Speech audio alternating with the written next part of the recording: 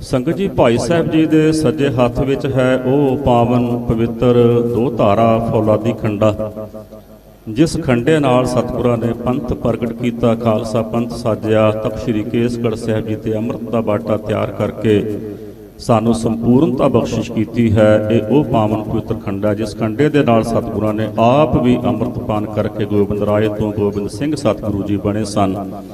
ਭਾਈ ਸਾਹਿਬ ਜੀ ਦੇ ਖੱਬੇ ਹੱਥ ਵਾਲਾ ਸ਼ਸਤਰ, ਜਿਸ ਦਾ ਨਾਮ ਹੈ ਕਟਾਰ, ਸਤਿਗੁਰਾਂ ਦੇ ਕਮਰ ਕੱਸੇ ਦਾ ਸ਼ਸਤਰ ਹੈ। ਜੰਗ ਵਿੱਚ ਨੇੜਿਓਂ ਵਰਤਿਆ ਜਾਂਦਾ ਹੈ। ਬਹੁਤ ਤੇਜ਼ ਤਿੱਖਾ ਮਾਰ ਕਰਨ ਵਾਲਾ ਸ਼ਸਤਰ ਨਾਮ ਹੈ ਕਟਾਰ। ਇਹ ਦੋਨੋਂ ਹੀ ਪਾਵਨ ਪਵਿੱਤਰ ਸ਼ਸਤਰ ਤਖ਼ਤ ਸਾਹਿਬ ਦੇ ਸ਼ੋਭਨੀਕ ਹਨ। ਬੋਲੇ ਸੋ ਨਿਹਾਲ। ਸੰਗਤ ਜੀ, ਇਸ ਸ਼ਸਤਰ ਦਾ ਨਾਮ ਹੈ ਨਾਗਣੀ ਵਰਸ਼ਾ।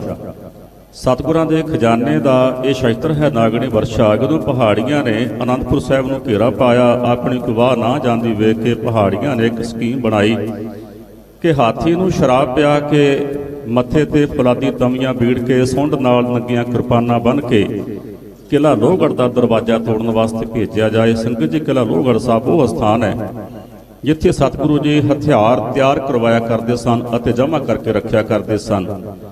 ਪਹਾੜੀਆਂ ਦੀ ਸਕੀਮ ਦਾ ਸਤਿਗੁਰਾਂ ਨੂੰ, ਗੁਰਸਿੱਖਾਂ ਨੂੰ ਪਤਾ ਲੱਗਾ। ਸਿੰਘਾਂ ਨੇ ਬੇਨਤੀ ਕੀਤੀ, ਮਹਾਰਾਜ, ਪਹਾੜੀਆਂ ਨੇ ਬੜੀ ਮਾੜੀ ਜੁਰਤ ਕੀਤੀ ਹੈ ਕਿ ਹਾਥੀ ਨੂੰ ਸ਼ਰਾਬ ਪਿਆ ਕੇ ਕਿਲੇ ਦਾ ਦਰਵਾਜ਼ਾ ਤੋੜਨ ਵਾਸਤੇ ਭੇਜਣ ਦਾ ਉਹਨਾਂ ਨੇ ਇੱਕ ਮਤਾ ਪਾਸ ਕੀਤਾ। ਉਹਨਾਂ ਦੀ ਸਕੀਮ ਸੀ ਕਿ ਹਾਥੀ ਜਾ ਕੇ ਦਰਵਾਜ਼ੇ ਨੂੰ ਟੱਕਰ ਮਾਰੇਗਾ, ਦਰਵਾਜ਼ਾ ਟੁੱਟ ਜਾਏਗਾ, ਅਸੀਂ ਅੰਦਰ ਜਾ ਕੇ ਫੌਜ ਸਮੇਤ ਕਿਲੇ ਉੱਤੇ ਕਬਜ਼ਾ ਕਰ ਲਵਾਂਗੇ, ਸਤਿਗੁਰਾਂ ਨੂੰ ਫੜ ਸਕਾਂਗੇ ਜਾਂ ਸ਼ਹੀਦ ਕਰ ਸਕਾਂਗੇ।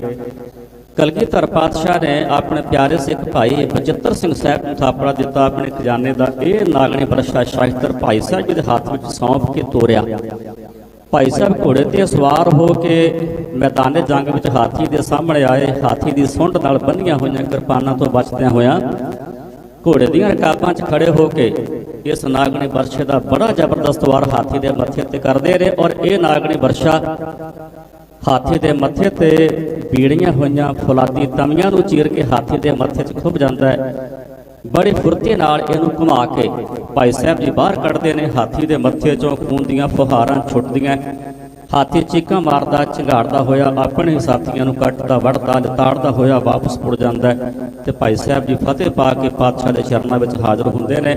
ਭਾਈ ਸਾਹਿਬ ਦੀ ਬਹਾਦਰੀ ਦੀ ਨਿਸ਼ਾਨੀ ਨਾਗਣੀ ਵਰਸ਼ਾ ਤਖ਼ਤ ਸਾਹਿਬ ਤੇ ਸ਼ੋਭਾ ਪਾਉਂਦਾ ਹੈ। ਬੋਲੇ ਸੋ ਨਿਹਾਲ।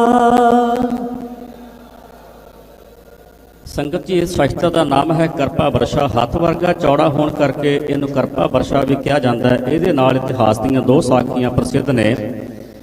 ਜਦੋਂ ਦਸ਼ਮੇਸ਼ ਪਿਤਾ ਜੀ ਦਾ ਆਨੰਦ ਕਾਰਜ ਮਾਤਾ ਜੀਤੋ ਜੀ ਦੇ ਨਾਲ ਗੁਰੂ ਕੇ ਲਾਹੌਰ ਵਿਖੇ ਹੋਣਾ ਸੀ, ਸੰਗਤ ਨੇ ਬੇਨਤੀ ਕੀਤੀ, ਮਹਾਰਾਜ, ਇੱਥੇ ਪੀਣ ਵਾਲੇ ਪਾਣੀ ਦੀ ਬੜੀ ਭਾਰੀ ਕਿੱਲਤ ਹੈ, ਕਿਉਂਕਿ ਸੰਗਤ ਬਹੁਤ ਵੱਡੀ ਗਿਣਤੀ ਵਿੱਚ ਪਹੁੰਚ ਰਹੀ ਹੈ। ਆਪ ਜੀ ਕਿਰਪਾ ਕਰੋ, ਪੀਣ ਵਾਲੇ ਪਾਣੀ ਦਾ ਪ੍ਰਬੰਧ ਕੀਤਾ ਜਾਏ। ਸਤਿਗੁਰਾਂ ਨੇ ਇਹ ਕਰਪਾ ਵਰਸ਼ਾ ਆਪਣੇ ਹੱਥ ਵਿੱਚ ਲੈ ਕੇ ਧਰਤੀ ਵਿੱਚ ਤਿੰਨ ਵੱਖ-ਵੱਖ ਥਾਵਾਂ ਤੇ ਮਾਰ ਕੇ ਪੁੱਟਿਆ ਤੇ ਤਿੰਨਾਂ ਹੀ ਥਾਵਾਂ ਤੋਂ ਨਿਰਮਲ ਜਲ ਦੀਆਂ, ਸੀਤਲ ਜਲ ਦੀਆਂ ਤਿੰਨ ਵੱਖ-ਵੱਖ ਧਾਰਾਂ ਵਹਿ ਤੁਰੀਆਂ, ਜੋ ਅੱਜ ਵੀ ਗੁਰੂ ਕਿਰਪਾ ਨਾਲ ਉਸੇ ਤਰ੍ਹਾਂ ਨਿਰੰਤਰ ਵਹਿ ਰਹੀਆਂ ਤੇ ਜੁਗਾਂ ਜੁਗਾਂਤਰਾਂ ਤੱਕ ਵਗਦੀਆਂ ਰਹਿਣਗੀਆਂ। ਸੰਗਤਾਂ ਨੇ ਉਸ ਸੀਤਲ ਜਲ ਨੂੰ ਛਕਿਆ, ਸ਼ਾਂਤੀ ਪ੍ਰਾਪਤ ਕੀਤੀ। ਸਤਿਗੁਰਾਂ ਨੇ ਨਾਮ ਰੱਖ ਦਿੱਤਾ ਤਰਵੈਣੀ ਸਾਹਿਬ। ਇਹ ਗੁਰਦੁਆਰਾ ਆਨੰਦ ਕਾਰਜ ਸਾਹਿਬ ਦੇ ਬਿਲਕੁਲ ਸਾਹਮਣੇ ਸੁਭਾਇਮਾਨ ਹੈ, ਗੁਰਦੁਆਰਾ ਤਰਵੈਣੀ ਸਾਹਿਬ।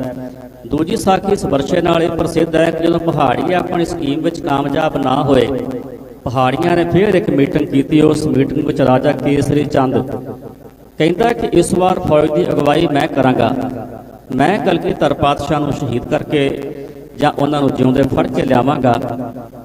ਸਿੰਘਾਂ ਨੂੰ ਪਤਾ ਲੱਗਾ, ਸਤਿਗੁਰਾਂ ਨੂੰ ਪਤਾ ਲੱਗਾ। ਸਿੰਘਾਂ ਨੇ ਫਿਰ ਬੇਨਤੀ ਕੀਤੀ, ਮਹਾਰਾਜ, ਉਸ ਦੁਸ਼ਟ ਰਾਜੇ ਨੇ ਤੁਹਾਡਾ ਸੀਸ ਧੜ ਤੋਂ ਅਲੱਗ ਕਰਨ ਦੀ ਗੱਲ ਕੀਤੀ ਹੈ, ਸਾਡੇ ਤੇ ਕਿਰਪਾ ਕਰੋ, ਉਸ ਦੁਸ਼ਟ ਦਾ ਸਿਰ ਲਾ ਕੇ ਤੁਹਾਡੇ ਚਰਨਾਂ 'ਚ ਭੇਟ ਕਰੀਏ। ਸਤਿਗੁਰਾਂ ਨੇ ਭਾਈ ਬਚਿੱਤਰ ਸਿੰਘ ਸਾਹਿਬ ਜੀ ਦੇ ਭਰਾਤਾ ਭਾਈ ਉਦੈ ਸਿੰਘ ਸਾਹਿਬ ਨੂੰ ਥਾਪੜਾ ਦਿੱਤਾ। ਇਹ ਵਰਸ਼ਾ ਹੱਥ ਵਿੱਚ ਦੇ ਕੇ ਤੋਰਿਆ। ਭਾਈ ਸਾਹਿਬ ਜੀ ਮੈਦਾਨੇ ਜੰਗ ਵਿੱਚ ਆਏ। ਰਾਜੇ ਦੇ ਨਾਲ ਭੇਂਟ ਹੁੰਦੀ ਹੈ। ਉਹਦੇ ਵਾਰਾਂ ਤੋਂ ਬਚਦਿਆਂ ਹੋਇਆਂ ਆਪਣੀ ਸ੍ਰੀ ਸਾਹਿਬ ਦਾ ਬੜਾ ਭਰਪੂਰ ਵਾਰ ਉਹਦੀ ਗਰਦਨ ਤੇ ਕਰਦੇ ਨੇ। ਉਹਦਾ ਸਿਰ ਧੜ ਤੋਂ ਵੱਢਿਆ ਜਾਂਦਾ ਹੈ। ਭਾਈ ਸਾਹਿਬ ਜੀ ਇਸ ਵਰਸ਼ੇ ਦੀ ਨੋਕ ਉੱਪਰ ਪਰੋ ਕੇ ਰਾਜੇ ਦਾ ਸਿਰ ਤੇ ਪਿਛਾਂਹ ਨੂੰ ਮੁੜਦੇ ਨੇ। ਭਾਈ ਸਾਹਿਬ ਉੱਪਰ ਪਿੱਛੋਂ ਤੀਰ ਮਾਰੇ ਜਾਂਦੇ, ਗੋਲੀਆਂ ਚਲਾਈਆਂ ਜਾਂਦੀਆਂ, ਪਰ ਕੋਈ ਵੀ ਤੀਰ ਜਾਂ ਗੋਲੀ ਭਾਈ ਸਾਹਿਬ ਨੂੰ ਨਹੀਂ ਲੱਗਦਾ। ਦੋ ਗੋਲੀਆਂ ਇਸ ਵਰਸ਼ੇ ਤੇ ਲੱਗਦੀਆਂ ਨੇ ਇੱਕ ਗੋਲੀ ਦਾ ਨਿਸ਼ਾਨ ਬਰਛੇ ਦੀ ਮੁਖੀ ਉੱਪਰ ਆਪ ਜੀ ਵੇਖ ਸਕਦੇ ਹੋ। ਇੱਕ ਗੋਲੀ ਦਾ ਨਿਸ਼ਾਨ ਇਸ ਬਰਛੇ ਦੇ ਮੁੱਠੇ ਉੱਤੇ ਆਪ ਜੀ ਵੇਖ ਸਕਦੇ ਹੋ। ਭਾਈ ਸਾਹਿਬ ਜੀ ਦੀ ਬਹਾਦਰੀ ਦੀ ਇਹ ਪਾਵਨ ਪਵਿੱਤਰ ਨਿਸ਼ਾਨੀ ਕਰਪਾ ਬਰਛਾ ਤਖਤ ਸਾਹਿਬ ਤੇ ਸ਼ੋਭਾ ਪਾਉਂਦਾ ਹੈ। ਬੋਲੇ ਸੋ ਨਿਹਾਲ। ਸੰਗਤ ਜੀ, ਇਹ ਪਾਵਨ ਸ਼ਾਸਤਰ ਸਤਿਗੁਰਾਂ ਦੇ ਦਸਤੇ ਮੁਬਾਰਕ ਦਾ ਸ਼ਾਸਤਰ ਹੈ। ਨਾਮ ਹੈ ਬੰਦੂਕ। ਇਹ ਕਿਸੇ ਗੁਰੂ ਕੇ ਪਿਆਰੇ ਸਿੱਖ ਨੇ ਤਿਆਰ ਕਰਕੇ ਸਤਿਗੁਰਾਂ ਨੂੰ ਭੇਟ ਕੀਤੀ। ਇਹਦੀ ਬੈਰਲ ਦੇ ਉੱਪਰ ਉਰਦੂ ਅੱਖਰਾਂ ਵਿੱਚ ਲਿਖਿਆ ਹੋਇਆ ਹੈ ਕਾਰਖਾਨਾ ਲਾਹੌਰ। ਸਤਿਗੁਰਾਂ ਦੇ ਦਸਤੇ ਮੁਬਾਰਕ ਦੀ ਇਹ ਨਿਸ਼ਾਨੀ ਬੰਦੂਕ ਤਖਤ ਸਾਹਿਬ ਤੇ ਸੁਭਾਇਮਾਨ ਹੈ। ਬੋਲੇ ਸੋ ਨਿਹਾਲ। ਸੰਗਤ ਜੀ, ਇਸ ਸ਼ਾਸਤਰ ਦਾ ਨਾਮ ਹੈ ਸੈਫ। ਦੂਸਰਾ ਇਸ ਦਾ ਨਾਮ ਹੈ ਜ਼ੁਲਫਕਾਰ। 1500 ਸਾਲ ਤੋਂ ਜ਼ਿਆਦਾ ਪੁਰਾਣਾ ਇਹ ਸ਼ਾਸਤਰ ਹੈ। ਇਸਲਾਮ ਧਰਮ ਦਾ ਇਹ ਪੈਗੰਬਰੀ ਸ਼ਾਸਤਰ ਹੈ। ਹਜ਼ਰਤ ਮੁਹੰਮਦ ਸਾਹਿਬ ਤੇ ਹਜ਼ਰਤ ਅਲੀ ਇਸ ਸ਼ਾਸਤਰ ਨੂੰ ਆਪਣੇ ਹੱਥਾਂ ਵਿੱਚ ਰੱਖਿਆ ਕਰਦੇ ਸਨ। ਇਹਦੇ ਪਿੱਛੇ ਬਹੁਤ ਲੰਬੀ ਇੱਕ ਦਾਸਤਾਨ ਹੈ ਕਿ ਇਹ ਸਿੱਖ ਪੰਥ ਕੋਲ ਕਿਵੇਂ ਆਇਆ। ਔਰੰਗਜ਼ੇਬ ਬਾਦਸ਼ਾਹ ਨੇ ਤਹਈਆ ਕੀਤਾ ਹੈ ਕਿ ਹਿੰਦੁਸਤਾਨ ਵਿੱਚ ਹਿੰਦੂ ਧਰਮ ਨੂੰ ਰਹਿਣ ਨਹੀਂ ਦੇਣਾ। ਬਹੁਤ ਸਾਰੇ ਉਹਨੇ ਮੁਸਲਮਾਨ ਵੀ ਬਣਾਏ। ਇਸਲਾਮ ਵਿੱਚ ਵਾਧਾ ਹੋਇਆ। ਮੱਕੇ ਦੀ ਜ਼ਿਆਰਤ ਕਰਨ ਵਾਸਤੇ ਔਰੰਗਜ਼ੇਬ ਬਾਦਸ਼ਾਹ ਜਾਂਦਾ ਹੈ। ਉੱਥੋਂ ਦੇ ਖਲੀਫੇ ਇਹ ਸੈਫ ਉਹਨੂੰ ਭੇਟ ਕਰਦੇ। ਇਹ ਸੈਫ ਮੱਕੇ ਦੇ ਖਲੀਫੇ ਉਹਨੂੰ ਭੇਟ ਕਰਦੇ ਨੇ। ਇਹ ਉਹ ਸੈਫ ਨੂੰ ਲਿਆ ਕੇ ਆਪਣੇ ਤੋਸ਼ੇਖਾਨੇ ਵਿੱਚ ਰੱਖ ਦਿੰਦਾ ਹੈ। ਉਹਦੀ ਮੌਤ ਤੋਂ ਬਾਅਦ ਉਹਦੇ ਦੋ ਪੁੱਤਰ ਨੇ ਤਾਰਾ ਆਜ਼ਮ ਤੇ ਸ਼ਹਿਜ਼ਾਦਾ ਮੁਅੱਜ਼ਮ, ਦੋਵਾਂ ਦੇ ਵਿੱਚ ਤਖਤ ਹਾਸਲ ਕਰਨ ਵਾਸਤੇ ਜੰਗ ਸ਼ੁਰੂ ਹੁੰਦੀ ਹੈ। ਸ਼ਹਿਜ਼ਾਦਾ ਮੁਅੱਜ਼ਮ ਭਾਈ ਨੰਦ ਲਾਲ ਸਾਹਿਬ ਦੇ ਰਾਹੀਂ ਸਤਿਗੁਰਾਂ ਨੂੰ ਬੇਨਤੀ ਕਰਦਾ, ਮਹਾਰਾਜ ਜੇਕਰ ਆਪ ਜੀ ਕਿਰਪਾ ਕਰਕੇ ਮੇਰੀ ਸਹਾਇਤਾ ਕਰੋ ਤੇ ਮੈਂ ਹਿੰਦੁਸਤਾਨ ਦਾ ਤਖਤ ਹਾਸਲ ਕਰ ਸਕਦਾ ਹਾਂ, ਮੇਰਾ ਹੱਕ ਹੈ। ਸਤਿਗੁਰਾਂ ਨੇ ਉਹਦੀ ਸਹਾਇਤਾ ਕੀਤੀ। ਉਹ ਜੰਗ ਜਿੱਤ ਗਿਆ। ਆਪਣੇ ਤਾਜਪੋਸ਼ੀ ਸਮਾਗਮ ਵਿੱਚ ਬੜੇ ਅਦਬ ਨਾਲ ਸਤਿਗੁਰਾਂ ਨੂੰ ਬੇਨਤੀ ਕਰਕੇ ਬੁਲਾਉਂਦਾ ਹੈ। ਸਤਿਗੁਰੂ ਦੀ ਬੇਨਤੀ ਪ੍ਰਵਾਨ ਕਰਕੇ ਆਗਰੇ ਦੇ ਕਿਲੇ ਵਿੱਚ ਜਾਂਦੇ ਨੇ। ਉੱਚੀ ਥਾਂ ਤੇ ਬਿਠਾ ਕੇ ਬਹੁਤ ਸਨਮਾਨ ਦਿੰਦਾ ਹੈ। ਸਮਾਗਮ ਤੋਂ ਬਾਅਦ ਜਿੱਥੇ ਸਤਿਗੁਰਾਂ ਨੂੰ ਹੋਰ ਕੀਮਤੀ ਵਸਤੂਆਂ ਭੇਟ ਕਰਦਾ ਹੈ, ਉੱਥੇ ਇਹ ਸੈਫ ਕਲਗੀਧਰ ਪਾਤਸ਼ਾਹ ਨੂੰ ਇਹ ਕਹਿ ਕੇ ਭੇਟ ਕਰਦਾ ਕਿ ਮਹਾਰਾਜ ਇਹ ਸਾਡੇ ਇਸਲਾਮ ਧਰਮ ਦਾ ਪੈਗੰਬਰੀ ਸ਼ਾਸਤਰ ਹੈ। ਸਾਡੇ ਪੈਗੰਬਰ ਇਹਨੂੰ ਆਪਣੇ ਹੱਥਾਂ ਵਿੱਚ ਰੱਖਿਆ ਕਰਦੇ ਸਨ। ਸਤਿਗੁਰੂ ਇਸ ਵੇਲੇ ਸੰਸਾਰ ਵਿੱਚ ਤੁਹਾਡੇ ਤੋਂ ਵੱਡਾ ਹੋਰ ਕੋਈ ਪੈਗੰਬਰ ਨਹੀਂ। ਜੇਕਰ ਇਹ ਸਾਡਾ ਪੈਗੰਬਰੀ ਸ਼ਾਸਤਰ ਸ਼ੋਭਾ ਪਾਉਂਦਾ ਹੈ ਤੇ ਇਹ ਤੁਹਾਡੇ ਹੱਥ ਵਿੱਚ ਹੀ ਪਾਉਂਦਾ ਹੈ, ਕਬੂਲ ਫਰਮਾਓ। ਸਤਿਗੁਰਾਂ ਨੇ ਉਹਦੀ ਦਿੱਤੀ ਹੋਈ ਭੇਟ ਨੂੰ ਕਬੂਲ ਕੀਤਾ। ਉਦੋਂ ਤੋਂ ਲੈ ਕੇ ਇਹ ਸੈਫ ਖਾਲਸਾ ਪੰਥ ਕੋਲ ਹੈ। ਇਹਦੇ ਉੱਪਰ ਕੁਰਾਨ ਦੀਆਂ ਕੁਝ ਆਇਤਾਂ ਸੁਨਹਿਰੀ ਅੱਖਰਾਂ ਵਿੱਚ ਲਿਖੀਆਂ ਹੋਈਆਂ ਔਰ ਚੰਦ ਤਾਰੇ ਦਾ ਨਿਸ਼ਾਨ ਇਸ ਸੈਫ ਦੇ ਉੱਪਰ ਮੌਜੂਦ ਹੈ। ਇਸਲਾਮ ਧਰਮ ਦਾ ਪੈਗੰਬਰੀ ਸ਼ਾਸਤਰ ਇਹ ਸੈਫ ਤਖਤ ਸਾਹਿਬ ਤੇ ਸੁਭਾਇਮਾਨ ਹੈ। ਬੋਲੇ ਸੋ ਨਿਹਾਲ। ਸੰਗਤ ਜੀ, ਇਹ ਦੋਨੋਂ ਹੀ ਸ਼ਾਸਤਰ ਦਸ਼ਮੇਸ਼ ਪਿਤਾ ਜੀ ਦੇ ਕਮਰ ਕੱਸੇ ਦੇ ਸ਼ਾਸਤਰ ਨੇ। ਸੱਜੇ ਹੱਥ ਵਾਲਾ ਸ਼ਾਸਤਰ ਹੈ ਸ਼ਮਸ਼ੀਰੇ ਤੇਗ। ਦੁਸ਼ਮਣ ਜੰਗ ਵਿੱਚ ਆਪਣੇ ਸਰੀਰ ਉੱਤੇ ਲੋਹੇ ਦੀਆਂ ਤਾਰਾਂ ਦਾ ਬਣਿਆ ਹੋਇਆ ਕੋਟ ਪਾ ਕੇ ਰੱਖਦੇ। ਸਤਿਗੁਰੂ ਜੀ ਇਹਦੇ ਨਾਲ ਦੁਸ਼ਮਣ ਦੇ ਉੱਤੇ ਵਾਰ ਕਰਦੇ। ਇਹ ਲੋਹੇ ਦੀਆਂ ਤਾਰਾਂ ਨੂੰ ਕੱਟ ਕੇ ਦੁਸ਼ਮਣ ਦੇ ਅੰਦਰ ਧੱਸ ਕੇ ਤੇ ਉਹਨੂੰ ਸਦਾ ਦੀ ਨੀਂਦ ਸਵਾਂਦਿਆ ਕਰਦਾ ਸੀ। ਨਾਮ ਹੈ ਸ਼ਮਸ਼ੀਰੇ ਤੇਗ। ਭਾਈ ਸਾਹਿਬ ਦੇ ਖੱਬੇ ਹੱਥ ਵਾਲੇ ਸ਼ਾਸਤਰ ਦਾ ਨਾਮ ਹੈ ਦਾਹੇ ਅਹਨੀ। ਦੁਸ਼ਮਣ ਆਪਣੇ ਸਿਰ ਦੇ ਉੱਤੇ ਜੰਗ ਵਿੱਚ ਲੋਹੇ ਦਾ ਟੋਪ ਪਾ ਕੇ ਰੱਖਦੇ। ਸਤਿਗੁਰੂ ਜੀ ਇਹਦੇ ਨਾਲ ਦੁਸ਼ਮਣ ਦੇ ਸਿਰ ਉੱਤੇ ਵਾਰ ਕਰਦੇ। ਇਹ ਦਾਹੇ ਅਹਨੀ ਲੋਹੇ ਦੇ ਟੋਪ ਨੂੰ ਕੱਟ ਕੇ ਦੁਸ਼ਮਣ ਦੇ ਸਿਰ ਅੰਦਰ ਧੱਸ ਕੇ ਤੇ ਉਹਨੂੰ ਸਦਾ ਦੀ ਨੀਂਦ ਸਵਾਂਦਿਆ ਕਰਦੀ ਸੀ। ਸਤਿਗੁਰਾਂ ਦੇ ਇਹ ਦੋਨੋਂ ਹੀ ਕਮਰ ਕੱਸੇ ਦੇ ਸ਼ਾਸਤਰ ਸ਼ਮਸ਼ੀਰੇ ਤੇਗ ਤੇ ਦਾਹੇ ਅਹਨੀ ਤਖਤ ਸਾਹਿਬ ਤੇ ਸੁਭਾਇਮਾਨ ਹਨ। ਬੋਲੇ ਸੋ ਨਿਹਾਲ। ਸੰਗਤ ਜੀਓ, ਭਾਈ ਸਾਹਿਬ ਜੀ ਦੇ ਸੱਜੇ ਹੱਥ ਵਾਲੇ ਸ਼ਾਸਤਰ ਦਾ ਨਾਮ ਹੈ ਚੱਕਰ। ਇਹ ਕਿਸੇ ਗੁਰੂ ਕੇ ਪਿਆਰੇ ਨੇ ਤਿਆਰ ਕਰਕੇ ਸੁਨਹਿਰੀ ਚੱਕਰ ਇਹਦੇ ਉੱਪਰ ਸਤਿਗੁਰਾਂ ਦੀ ਪਾਵਨ ਬਾਣੀ ਜਪਜੀ ਸਾਹਿਬ ਜੀ ਦੀਆਂ 22 ਪੌੜੀਆਂ ਉੱਕਰ ਕੇ ਦਸ਼ਮੇਸ਼ ਪਿਤਾ ਜੀ ਨੂੰ ਭੇਟ ਕੀਤਾ। ਨਾਮ ਹੈ ਚੱਕਰ। ਭਾਈ ਸਾਹਿਬ ਦੇ ਖੱਬੇ ਹੱਥ ਵਾਲੇ ਸ਼ਾਸਤਰ ਦਾ ਨਾਮ ਹੈ ਢਾਲ। 350 ਸਾਲ ਤੋਂ ਜ਼ਿਆਦਾ ਇਹ ਪੁਰਾਣੀ ਹੈ। ਗੈਂਡੇ ਦੀ ਖਲ ਦੀ ਬਣੀ ਹੋਈ ਹੈ। ਉਸ ਵਕਤ ਦਾ ਕੋਈ ਵੀ ਹਥਿਆਰ ਇਹਦੇ ਉੱਪਰ ਕੱਟ ਨਹੀਂ ਸੀ ਕਰ ਸਕਦਾ। ਅੱਜ ਵੀ ਬੜੀ ਵਧੀਆ ਹਾਲਤ ਵਿੱਚ ਇਹ ਢਾਲ ਹੈ। ਇਹ ਦੋਨੋਂ ਹੀ ਸ਼ਾਸਤਰ ਤਖਤ ਸਾਹਿਬ ਤੇ ਸੁਭਾਇਮਾਨ ਹਨ। ਬੋਲੇ ਸੋ ਨਿਹਾਲ। ਸੰਗਤ ਜੀ ਇਹ ਦੋਨੋਂ ਹੀ ਸ਼ਾਸਤਰ ਦਸ਼ਮੇਸ਼ ਪਿਤਾ ਧੰਨ ਗੁਰੂ ਗੋਬਿੰਦ ਸਿੰਘ ਸਾਹਿਬ ਜੀ ਮਹਾਰਾਜ ਦੇ ਸ਼ਾਸਤਰ ਨੇ। ਸੱਜੇ ਹੱਥ ਵਾਲਾ ਸ਼ਾਸਤਰ ਹੈ ਬਰਸ਼ਾ, ਖੱਬੇ ਹੱਥ ਵਾਲੀ ਹੈ ਬਰਸ਼ੀ। ਸੱਜੇ ਹੱਥ ਵਾਲਾ ਸ਼ਾਸਤਰ ਹਾਥੀ ਉੱਤੇ ਅਸਵਾਰ ਹੋ ਕੇ ਜੰਗ ਵਿੱਚ ਵਰਤਿਆ ਜਾਂਦਾ ਹੈ ਤੇ ਖੱਬੇ ਹੱਥ ਵਾਲਾ ਸ਼ਾਸਤਰ ਘੋੜੇ ਉੱਤੇ ਅਸਵਾਰ ਹੋ ਕੇ ਜੰਗ ਵਿੱਚ ਵਰਤਿਆ ਜਾਂਦਾ ਹੈ। ਜਾਂ ਦੋਨੋਂ ਚਲਾ ਕੇ ਵੀ ਦੁਸ਼ਮਣ ਨੂੰ ਪਾਰ ਬੁਲਾਇਆ ਜਾ ਸਕਦਾ ਹੈ। ਇਹ ਦੋਨੋਂ ਹੀ ਸ਼ਾਸਤਰ ਬਰਸ਼ਾ ਅਤੇ ਬਰਸ਼ੀ ਤਖਤ ਸਾਹਿਬ ਤੇ ਸੋਭਾ ਪਾਉਂਦੇ ਹਨ। ਬੋਲੇ ਸੋ ਨਿਹਾਲ। मेरी सदा को दबाना तो मुमकिन है, बदलते जमाने की रफ्तार कौन रोकेगा। फसीलोवात शो हम बहुत बुलंद से हयात की ललकार कौन रोकेगा। मेरे ख्यालों की परवास को रोकने वालों, हार गोबिंद की तलवार कौन रोकेगा। संगत जी पावन पवित्र शास्त्र नाम है तेगा। ये मेरी पीरी दे मालक धन गुरु हरगोबिंद साहब जी महाराज का शास्त्र है। सतपुरा ने श्री अकाल तख्त साहब की रचना की।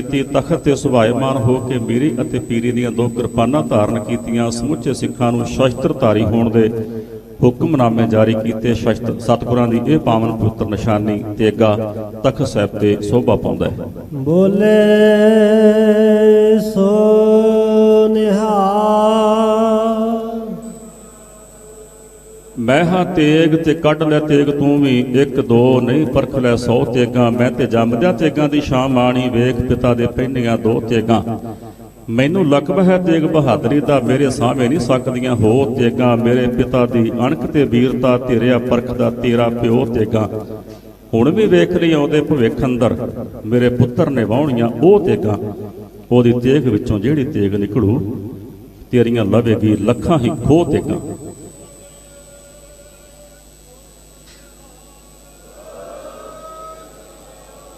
संगत जी भाई साहब जी दे सज्जे हथ वाला जो शास्त्र है, ये श्री साहिब नौवें पातशाह धन गुरु तेग बहादुर साहब जी महाराज की श्री साहिब है। सतगुरां ने पिता गुरु हरगोबिंद साहब जी महाराज का करतारपुर साहब की जंग विच बहुत वड्डा साथ दिता, भारी जंग कीता। सतगुरु खुश होए, लख दिता तेग बहादुर। इहदे उपर लिखिया होया है तेग बहादुर संमत 1713। भाई साहब के खब्बे हथ वाला शास्त्र दशमेश पिता धन गुरु गोबिंद सिंह साहब जी महाराज का शास्त्र है। नाम है श्री साहिब। ਇਹਦੇ ਉੱਪਰ ਲਿਖਿਆ ਹੋਇਆ ਹੈ ਸ਼੍ਰੀ ਭਗਵਤੀ ਜੀ ਸਹਾਏ ਗੁਰੂ ਗੋਬਿੰਦ ਸਿੰਘ ਪਾਤਸ਼ਾਹੀ 10। ਦੂਜੇ ਪਾਸੇ ਵੀ ਲਿਖਿਆ ਹੋਇਆ ਹੈ ਪਾਤਸ਼ਾਹੀ 10। 9ਵੇਂ ਅਤੇ 10ਵੇਂ ਸਤਿਗੁਰਾਂ ਦੀਆਂ ਇਹ ਦੋਨੋਂ ਹੀ ਸ੍ਰੀ ਸਾਹਿਬ ਤਖਤ ਸਾਹਿਬ ਤੇ ਸੁਭਾਇਮਾਨ ਹਨ। ਬੋਲੇ ਸੋ ਨਿਹਾਲ। ਸੰਗਤ ਜੀ ਇਹ ਦੋਨੋਂ ਹੀ ਸ੍ਰੀ ਸਾਹਿਬ ਦਸ਼ਮੇਸ਼ ਪਿਤਾ ਧੰਨ ਗੁਰੂ ਗੋਬਿੰਦ ਸਿੰਘ ਸਾਹਿਬ ਜੀ ਮਹਾਰਾਜ ਦੀਆਂ ਗਾਤਰੇ ਦੀਆਂ ਸ੍ਰੀ ਸਾਹਿਬ ਹਨ। ਸੱਜੇ ਹੱਥ ਵਾਲੀ ਸ੍ਰੀ ਸਾਹਿਬ ਉੱਪਰ ਲਿਖਿਆ ਹੋਇਆ ਹੈ ਗੁਰੂ ਗੋਬਿੰਦ ਸਿੰਘ ਜੀ ਕੇ ਕਮਰ ਕੀ ਤਲਵਾਰ ਹੈਗੀ, ਵਧੇ ਦੇਗ ਤੇ ਜਾਂ ਤੇਗ ਤੇ। ਔਰ ਇਹਦੇ ਕਬਜੇ ਉੱਪਰ ਲਿਖਿਆ ਹੋਇਆ ਹੈ ਗੁਰੂ ਨਾਨਕ ਸਰਬ ਸਿੱਖਾਂ ਨੂੰ ਸਹਾਏ। ਭਾਈ ਸਾਹਿਬ ਦੇ ਖੱਬੇ ਹੱਥ ਵਾਲੀ ਸ੍ਰੀ ਸਾਹਿਬ ਵੀ ਦਸ਼ਮੇਸ਼ ਪਿਤਾ ਧੰਨ ਗੁਰੂ ਗੋਬਿੰਦ ਸਿੰਘ ਸਾਹਿਬ ਜੀ ਮਹਾਰਾਜ ਦੀ ਸ੍ਰੀ ਸਾਹਿਬ ਹੈ। ਇਹ ਦੋਨੋਂ ਹੀ ਪਾਵਨ ਸ਼ਸਤਰ ਤਖਤ ਸਾਹਿਬ ਤੇ ਸੁਭਾਇਮਾਨ ਹਨ। ਬੋਲੇ ਸੋ ਨਿਹਾਲ।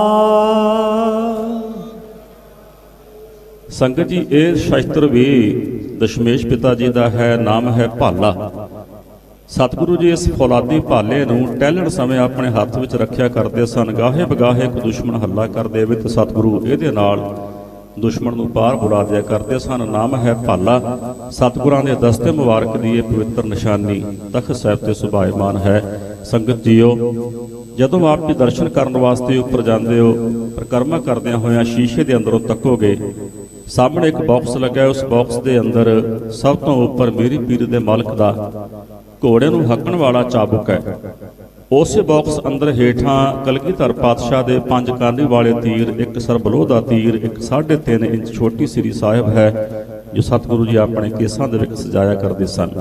ਪਰਿਕਰਮਾ ਕਰਕੇ ਦੂਜੇ ਸ਼ੀਸ਼ੇ ਕੋਲ ਆਓਗੇ, ਬਿਲਕੁਲ ਸ਼ੀਸ਼ੇ ਦੇ ਨਾਲ ਤੁਹਾਨੂੰ ਇੱਕ ਹੋਰ ਬਾਕਸ ਨਜ਼ਰ ਆਏਗਾ। ਉਸ ਬਾਕਸ ਵਿੱਚ ਸਭ ਤੋਂ ਉੱਪਰ ਕਲਗੀਧਰ ਪਾਤਸ਼ਾਹ ਜੀ ਦੀ ਹੱਥ ਲਿਖਤ ਪੋਥੀ, ਗੁਰਬਾਣੀ ਦੀ ਪੋਥੀ ਹੈ ਜਿਸ ਦੇ 300 ਅੰਗ ਨੇ, ਉਹ ਸੁਭਾਇਮਾਨ ਹੈ। ਵਿਚਕਾਰਲੇ ਖਾਨੇ ਵਿੱਚ ਕਲਗੀਧਰ ਪਾਤਸ਼ਾਹ ਦਾ ਪਹਿਨਣ ਵਾਲਾ ਚੋਲਾ ਸੁਭਾਇਮਾਨ ਹੈ। ਔਰ ਹੇਠਲੇ ਪਾਸੇ ਕਲਗੀਧਰ ਪਾਤਸ਼ਾਹ ਜੀ ਦੇ ਪਾਵਨ ਕੇਸ ਅਤੇ ਕੰਘਾ ਦਸਤਾਰ ਸੁਭਾਇਮਾਨ ਹੈ। ਸੰਗਤ ਜੀਓ, ਇਹ ਉਹ ਪਾਵਨ ਪਵਿੱਤਰ ਕੇਸ ਅਤੇ ਕੰਘਾ ਦਸਤਾਰ ਹੈ ਜੋ ਦਸ਼ਮੇਸ਼ ਪਿਤਾ ਜੀ ਨੇ ਪੀਰ ਬੁੱਧੂ ਸ਼ਾਹ ਦੀ ਝੋਲੀ ਵਿੱਚ ਪਾਏ ਸਨ। ਭੰਗਾਣੀ ਦੀ ਜੰਗ ਹੋਈ, ਸਮਾਪਤੀ ਹੋਈ ਤੇ ਪੀਰ ਬੁੱਧੂ ਸ਼ਾਹ ਜੀ ਸਤਿਗੁਰਾਂ ਦੇ ਦਰਸ਼ਨ ਕਰਨ ਵਾਸਤੇ ਜਿੱਥੇ ਸਤਿਗੁਰਾਂ ਦਾ ਨਿੱਜ ਆਸਣ ਸੀ ਉੱਥੇ ਗਏ। ਕਿੰਨੇ ਕੁ ਪਿਆਰੇ ਸਿੱਖ ਹੋਣਗੇ ਪੀਰ ਬੁੱਧੂ ਸ਼ਾਹ ਉਹ ਮੁਸਲਮਾਨ ਫਕੀਰ ਸਤਿਗੁਰਾਂ ਦਾ ਪਿਆਰਾ ਹੋਏਗਾ ਜੋ ਸਤਿਗੁਰਾਂ ਦੇ ਨਿੱਜ ਆਸਣ ਤੱਕ ਜਾਣ ਦੀ ਜਿਹਨੂੰ ਇਜਾਜ਼ਤ ਹੈ। ਇਤਿਹਾਸ ਕਹਿੰਦਾ ਕਿ ਸਤਿਗੁਰੂ ਜੀ ਉਸ ਵਕਤ ਕੰਘਾ ਕਰ ਰਹੇ ਸਨ। ਪੀਰ ਬੁੱਧੂ ਸ਼ਾਹ ਨੇ ਜਾ ਕੇ ਬੇਨਤੀ ਕੀਤੀ, ਮਹਾਰਾਜ ਜੰਗ ਦੀ ਸਮਾਪਤੀ ਹੋ ਚੁੱਕੀ ਹੈ, ਜੇ ਆਪ ਜੀ ਦੀ ਆਗਿਆ ਹੋਵੇ ਘਰ ਨੂੰ ਜਾ ਸਕਦੇ ਹਾਂ। ਸਤਿਗੁਰ ਕਹਿਣ ਲੱਗੇ, ਪੀਰ ਜੀ ਤੁਸੀਂ ਸਾਡੀ ਬਹੁਤ ਸਹਾਇਤਾ ਕੀਤੀ ਹੈ, ਜੰਗ ਜਿੱਤੀ ਗਈ ਹੈ, ਤੁਹਾਡੇ 2 ਪੁੱਤ ਸ਼ਹੀਦ ਹੋ ਗਏ, ਤੁਹਾਡੇ ਭਰਾ ਸ਼ਹੀਦ ਹੋ ਗਏ, ਤੁਹਾਡੇ ਮੁਰੀਦ ਸ਼ਹੀਦ ਹੋ ਗਏ, ਅੱਜ ਮੰਗ ਲਓ ਸਾਡੇ ਕੋਲ ਕੀ ਮੰਗਦੇ ਹੋ, ਤੁਹਾਨੂੰ ਜੋ ਚਾਹੀਦਾ ਅਸੀਂ ਦੇਵਾਂਗੇ। ਉਸ ਮੁਸਲਮਾਨ ਫਕੀਰ ਸਤਿਗੁਰਾਂ ਦੇ ਚਰਨਾਂ ਦੇ ਭੌਰੇ ਪੀਰ ਬੁੱਧੂ ਸ਼ਾਹ ਜੀ ਨੇ ਆਪਣੀ ਝੋਲੀ ਸਤਿਗੁਰਾਂ ਦੇ ਸਨਮੁਖ ਫੈਲਾ ਦਿੱਤੀ। ਕਹਿਣ ਲੱਗੇ, ਮਹਾਰਾਜ ਜੇ ਇਸ ਗਰੀਬ ਤੇ ਕਿਰਪਾ ਕਰਨ ਲੱਗੇ ਹੋ ਤੇ ਆਪਣੇ ਇਹ ਪਾਵਨ ਪਵਿੱਤਰ ਮੂਏ ਤੇ ਕੰਘਾ, ਮੂਏ ਕਹਿੰਦੇ ਕੇਸਾਂ ਨੂੰ, ਜਿਹੜੇ ਕੇਸ ਕੰਘਾ ਕਰਦਿਆਂ ਹੋਇਆਂ ਕੰਘੇ 'ਚ ਆ ਗਏ ਸਨ, ਪੀਰ ਬੁੱਧੂ ਸ਼ਾਹ ਨੇ ਆਪਣੀ ਝੋਲੀ ਵਿੱਚ ਸਤਿਗੁਰਾਂ ਦੇ ਉਹ ਪਾਵਨ ਪਵਿੱਤਰ ਕੇਸ ਕੰਘਾ ਪਵਾਇਆ। ਕਹਿਣ ਲੱਗੇ, ਮਹਾਰਾਜ ਜੇ ਕਿਰਪਾ ਕਰਨ ਲੱਗੇ ਹੋ ਤੇ ਆਪਣੇ ਇਹ ਪਾਵਨ ਕੇਸ ਤੇ ਕੰਘਾ ਮੇਰੀ ਝੋਲੀ 'ਚ ਪਾ ਦਿਓ। ਸਤਿਗੁਰਾਂ ਨੇ ਆਪਣੀ ਇੱਕ ਦਸਤਾਰ ਵੀ ਪੀਰ ਬੁੱਧੂ ਸ਼ਾਹ ਦੀ ਝੋਲੀ ਵਿੱਚ ਪਾਈ। ਜੇ ਕੋਈ ਅੱਜ ਵਰਗਾ ਸਿੱਖ ਹੁੰਦਾ ਨਾ, ਮਾਫ ਕਰਿਓ, ਉਹ ਰਾਜ ਭਾਗ ਮੰਗਦਾ, ਜਗੀਰਾ ਮੰਗਦਾ, ਪੈਸਾ ਮੰਗਦਾ, ਦੁੱਧ ਪੁੱਤ ਧਨ ਮੰਗਦਾ, ਵਿਦੇਸ਼ਾਂ ਵਿੱਚ ਜਾਣ ਵਾਸਤੇ ਕਹਿੰਦਾ ਕਿ ਮੈਨੂੰ ਵਿਦੇਸ਼ਾਂ 'ਚ ਭੇਜ ਦਿਓ, ਮੇਰੀ ਉਮਰ ਲੰਬੀ ਕਰ ਦਿਓ। ਪਰ ਉਸ ਸਤਿਗੁਰਾਂ ਦੇ ਚਰਨਾਂ ਦੇ ਸੇਵਕ ਮੁਸਲਮਾਨ ਫਕੀਰ ਪੀਰ ਬੁੱਧੂ ਸ਼ਾਹ ਨੇ ਸਤਿਗੁਰਾਂ ਦੇ ਕੇਸ ਆਪਣੀ ਝੋਲੀ ਵਿੱਚ ਪਵਾਏ, ਲੈ ਕੇ ਤੁਰ ਪਏ ਆਪਣੇ ਨਗਰ ਸਢੌਰੇ ਨੂੰ। ਅੱਗੇ ਉਹਨਾਂ ਦੀ ਧਰਮ ਸੁਪਤਨੀ ਬੇਗਮ ਨਸੀਰਾਂ ਜੋ ਕਲਗੀਧਰ ਪਾਤਸ਼ਾਹ ਦੇ ਚਰਨਾਂ ਦੀ ਅਨੰਨ ਸ਼ਰਧਾਲੂ ਹੈ, ਬੜੇ ਵਿਸ਼ਵਾਸ ਵਾਲੀ ਹੈ ਉਹ ਬੀਬੀ, ਦਰਵਾਜ਼ੇ ਵਿੱਚ ਖੜੀ ਹੋਈ ਰਸਤਾ ਉਡੀਕਦੀ ਹੈ ਕਿ ਅੱਜ ਪੀਰ ਜੀ ਨੇ ਆਉਣਾ ਹੈ। ਪੀਰ ਜੀ ਆਪਣੇ ਨਗਰ ਵਿੱਚ ਗਏ, ਘਰ ਦੇ ਅੰਦਰ ਲੰਘ ਗਏ, 2 ਪੁੱਤਰ ਲੰਘ ਗਏ, ਬਚੇ ਹੋਏ ਮੁਰੀਦ ਲੰਘ ਗਏ, ਬੇਗਮ ਨਸੀਰਾਂ ਹਾਲੇ ਵੀ ਬਾਹਰ ਖੜੀ ਹੈ। ਪੀਰ ਬੁੱਧੂ ਸ਼ਾਹ ਕਹਿਣ ਲੱਗੇ, ਬੇਗਮ ਅੰਦਰ ਆ ਜਾਓ। ਬੇਗਮ ਨਸੀਰਾਂ ਕਹਿਣ ਲੱਗੇ, ਪੀਰ ਜੀ ਗਏ ਸੋ ਤੇ ਪੁੱਤ 4 ਸਨ, ਆਇਓ ਤੇ ਪੁੱਤ 2 ਨੇ, ਮੇਰੇ 2 ਪੁੱਤ ਕਿੱਥੇ ਨੇ? ਪੀਰ ਬੁੱਧੂ ਸ਼ਾਹ ਕਹਿਣ ਲੱਗੇ, ਬੇਗਮ ਮੈਂ ਤੇਰੇ 2 ਪੁੱਤ ਆਪਣੇ ਮਹਿਬੂਬ ਦੀਆਂ ਜ਼ੁਲਫਾਂ ਤੋਂ ਕੁਰਬਾਨ ਕਰ ਆਇਆ। ਆਪਣੀ ਝੋਲੀ ਆਪਣੀ ਬੇਗਮ ਦੇ ਸਾਹਮਣੇ ਖੋਲ ਦਿੱਤੀ, ਕੇਸਾਂ ਦੇ ਦਰਸ਼ਨ ਕਰਵਾਏ, ਕੰਘੇ ਦਸਤਾਰ ਦੇ ਦਰਸ਼ਨ ਕਰਵਾਏ। ਬੇਗਮ ਨਸੀਰਾਂ ਰੋਣ ਲੱਗ ਪਈ, ਵਿਰਾਹ ਕਰਨ ਲੱਗ ਪਈ, ਮਾਂ ਸੀ।